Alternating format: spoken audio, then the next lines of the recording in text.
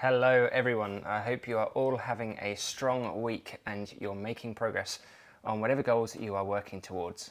I'm about to start my second training phase with Paul Twyman, so today is a full day of rest for me. I know that is quite unusual, as I want to hit the ground running on the new phase.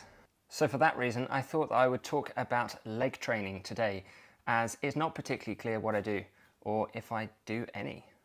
The answer is, of course, yes, I definitely do.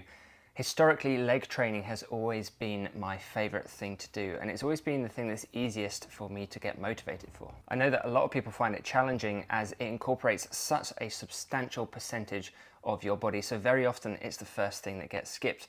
But that's the exact reason why I've always found it really enjoyable. I tend to really thrive on full body training, whereas isolated training is usually a little less productive for me. Currently, my typical body weight sits at around 81 to 82 kilos, which at a little over 6 foot is neither heavy nor light. In the past, I have weighed 86 or 87 kilos, which was generally down to my lower body, as I typically find it's the easiest place for me to put on extra weight. Now, I've never actually had this measured or tested, but I do suspect that the makeup of my thighs is likely going to be a relatively high number of type 2 muscle fibers, which generally lends itself to greater muscular hypertrophy than type 1 fibers. And as I've always enjoyed leg training, the extra weight gain has happened pretty easily. The trouble is, heavier legs generally make it slightly harder to perform a lot of the gymnastic and bodyweight strength exercises, especially if your legs are like tree trunks with very little athleticism. For this reason, I have held back on any heavy work with the legs for about 18 months, and instead I've focused on attributes that are generally more associated with gymnastics and parkour athletes. So while my main training goals are based on upper body strength elements, the leg work that I do certainly isn't comprehensive and it doesn't cover everything that I would like. But for the time being, I've grouped the exercises into 3 general themes so that I always have a very specific focus for each session. The first one of these themes is strength. I like a combination of bodyweight style exercises that challenge the full range of motion while also giving me the option to add additional weight. I have a very distinct memory of Ido mentioning at one of his workshops that while the upper body craves complexity, the lower body craves intensity. So for this reason, I like to keep things very simple. So this is why the back squat becomes my first choice, as it provides a great challenge to the entire lower body through a full range of motion. Along with the back squat, I like to use a combination of bodyweight style exercises that do allow me to add external load, such as my personal favorite, the high box step up. The Harrop or Nordic curls, which are a great challenge to the posterior chain, and for me these are preferable to deadlifts as they don't provide such a high demand on the central nervous system.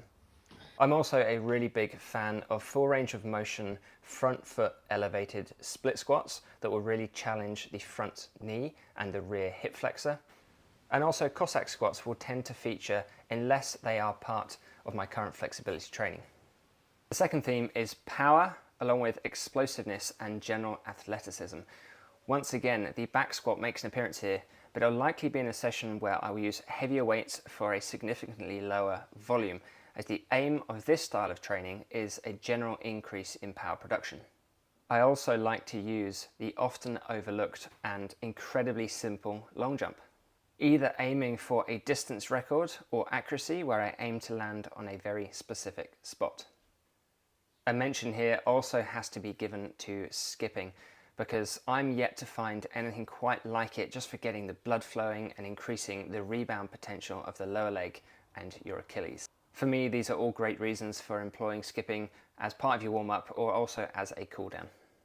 And finally, the third theme is structural integrity, which is otherwise referred to as bulletproofing, with the goal being injury prevention, or at least as I'm not sure that injury prevention is entirely achievable, the aim for me is to reduce the severity of any injuries that do occur.